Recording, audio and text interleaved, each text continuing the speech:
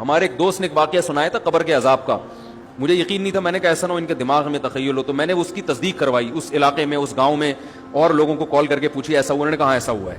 تو پھر مجھے یقین آیا. وہ قبر بار بار نا اس کو نکال کے باہر پھینک دیتی تھی, بندے کو ڈالتے تھے قبر میں.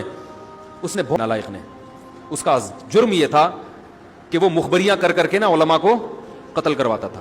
اس مخبر کے ساتھ ایسا ہوا اس گاؤں میں, جب اس کو دفنایا ہے تو چلیں اب بات آئی گئی ہے تو پورا واقعہ سنا دوں.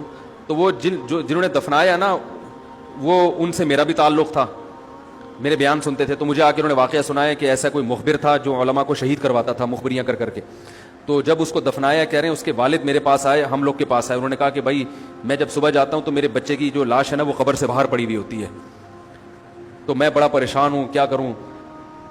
تو ہم پھر دفن کرتے ہیں تو اچھا قبر بالکل صحیح ہوتی ہے اوپر سے, اور وہ بندہ باہر ہوتا ہے, وہ دوبارہ بند ہو جاتی ہے قبر. تو ہم بڑے پریشان ہیں, کیا کریں, یہ کوئی شخص شرارت کر رہا ہے. تو کہہ رہے ہیں, ہم نے کہا بھائی ہم تو نہیں کر رہے شرارت. کہا تو اگر دوسرا ہم شرارت کوئی کر بھی رہا ہوتا تو قبر کو خود ہی بھی تو ہونا. تو انہوں نے کہا, پھر یہ مشورہ انہوں نے ان کو دیا کہ تم ایسا کرو, لڑکا جو قتل ہوا, جو مرا تھا نا, جو قبر میں تھا, جس کی لاش باہر, نوجوان تھا, وہ بڑا مخبر آدمی تھا, وہاں کے گاؤں کے لوگوں نے بتایا. تو اس کی لاش جب باہر پڑی ہوتی تو باپ اور بھائی کو لوگوں نے مشورہ دیا اس لڑکے کے کہ تم لوگ رات کو قبرستان میں جا کے بیٹھ جاؤ,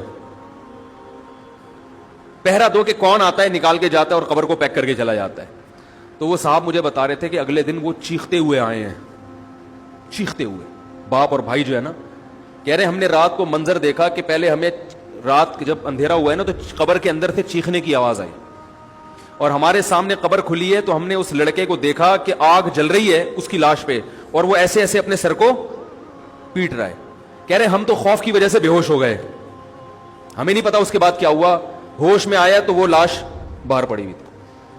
تو میں نے کہا یار پھینکو بھی دنیا میں کم نہیں ہوتے. تو میں نے پھر تصدیق کے لیے ایک دو لوگوں سے رابطہ کیا, انہوں نے بتایا کہ ایسا ہوا ہے ہمارے ساتھ. تو یہ جو ترکی کا جو تھا نا اتا ترک, وہ مصطفیٰ کمال کو میں اکثر بیچارے کو کمال اتا ترک جو ہے نا, تو وہ غلطی سے کئی دفعہ میں نے کمال اتا ترک کے چکر میں مصطفیٰ کمال کا واقعہ بیان کر دیا. وہ مصطفیٰ کمال کا نہیں ہے, وہ کمال اتا ترک ہے. تو بھائی مصطفیٰ کمال اگر سن رہے ہو تو پیش کی معذرت.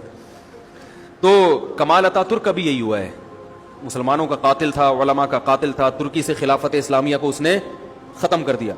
بہت یہ جو آج جو کچھ دنیا میں ظلم ہو رہا ہے اس سب کی بنیاد رکھنے والا اتا ترک ہے. خلافت عثمانیہ ہوتی تو نہ کشمیر کا مسئلہ کھڑا ہوتا, نہ بوسنیا کا مسئلہ کھڑا ہوتا. یہ ساری مصیبتیں جو آئی ہیں, مسلمانوں کا جو اتحاد ختم ہوا, تو اس کے ساتھ بھی ایسا ہی ہوا.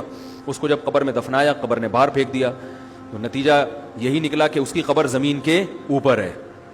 تو وہ جو اس کے فالوورز ہیں وہ کہتے ہیں دیکھو ہمارے حضرت اتنے پہنچے ہوئے ہیں کہ اوپر دفن ہے.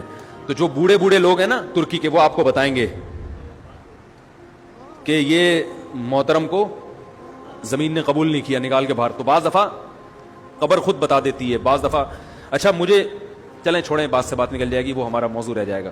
تو فرشتہ کہاں پہنچا, قریب, ہاں واپس چلا گیا. تو فرشتہ ٹھیک ہے, تو وہ بالکل قریب آ کے واپس چلا گیا. تو ایسا ہوتا ہے, بعض دفعہ ہوتا ہے, ایسے واقعات ہیں بہت سارے.